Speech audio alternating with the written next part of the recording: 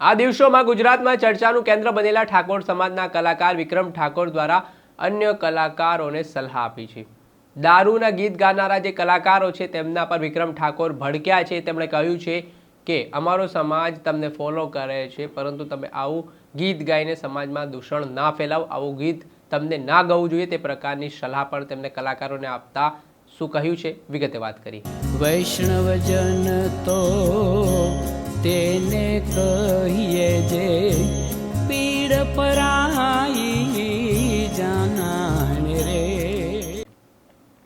નમસ્કાર દર્શક મિત્રો, નવજીવન ન્યૂઝમાં આપનું સ્વાગત છે। હું છું ફૈઝાન।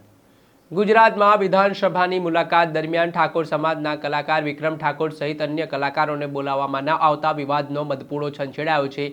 દિવસે ને દિવસે સરકાર ઉપર માછલા ધોવાઈ રહ્યા છે। વિપક્ષના નેતાઓ હોય તેમજ ઠાકોર સમાજના આગેવાનો હોય તેઓ દ્વારા વિક્રમ ઠાકોરનું સમર્થન કરવામાં આવી રહ્યું છે અને સરકારની ટીકા કરવામાં આવી રહી છે। વિક્રમ ઠાકોર પણ આ દિવસોમાં મેદાનમાં જોવા મળી રહ્યા છે। તેમના નિવેદનો પણ ચર્ચાનું કેન્દ્ર બની રહ્યા છે અને આ વખતે તેમણે દારૂના ગીત ગાનારા જે કલાકારો છે તેમના ઉપર ભડક્યા છે।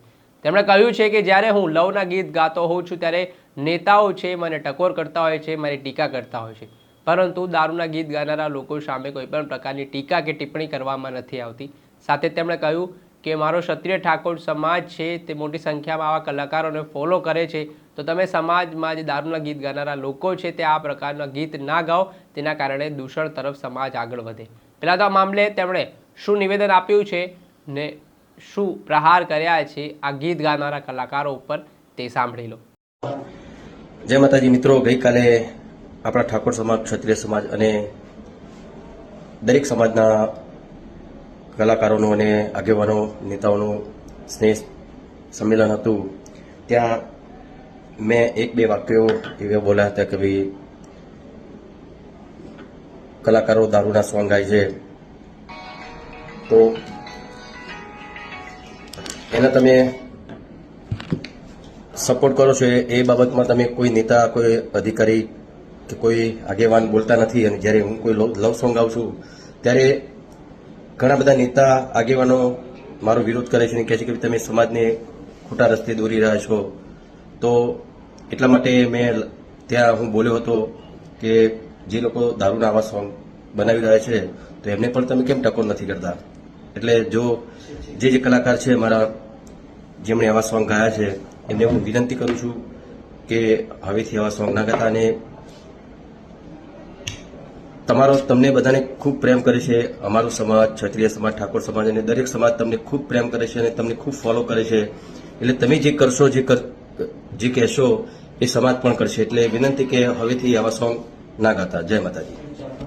આપે સાંભળ્યા, આ હતા વિક્રમ ઠાકોર। તેમણે જે આ પ્રકારે કલાકારો ગીત ગાનારા હોય તેમને ટકોર કરી છે, સલાહ આપી છે કે આ પ્રકારના ગીત ના ગાઓ, કેમ કે મોટી સંખ્યામાં ફોલોવર્સ છે તે એ વસ્તુ જ ફોલો કરતા હોય છે જે કલાકારોથી શીખતા હોય છે, કલાકારો કહેતા હોય છે। સાથે જ તેમણે અપીલ પણ કરી છે, જેને જ લઈને ફરી એકવાર રાજકારણ ગરમાયું છે। આ દિવસોમાં વિક્રમ ઠાકોરની નારાજગી છે તે સ્પષ્ટપણે દેખાઈ રહી છે। સરકારે જે વિધાનસભાની મુલાકાત દરમિયાન તેમને ન બોલાવતા અવગણના કરતા ધારાસભ્ય અલ્પેશ ઠાકોર પણ સમર્થનમાં આવ્યા। તેમણે કહ્યું છે કે સરકારે કોઈ આવું પૂર્વ આયોજિત રીતે નથી કર્યું, જોકે ધ્યાનમાંથી થોડુંક નીકળી ગયું છે, પરંતુ વિક્રમ ઠાકોર જેવા કલાકારને ઇગ્નોર કરી શકાય નહીં। ત્યારે હવે આગામી સમયમાં જોવું રહ્યું કે વિક્રમ ઠાકોર જે રીતે અત્યારે સરકાર સામે પડ્યા છે, તેમના નિવેદનો સામે આવી રહ્યા છે, ત્યારે સરકાર સન્માન માટે વિક્રમ ઠાકોરને બોલાવે છે કે કેમ। દર્શક મિત્રો, નવજીવન ન્યૂઝને આપ લાઈક કરી લો, સબસ્ક્રાઇબ કરી લો અને શેર કરવાનું ભૂલતા નહીં। વૈષ્ણવજન તો તેને કહીએ જે પીડ પરાઈ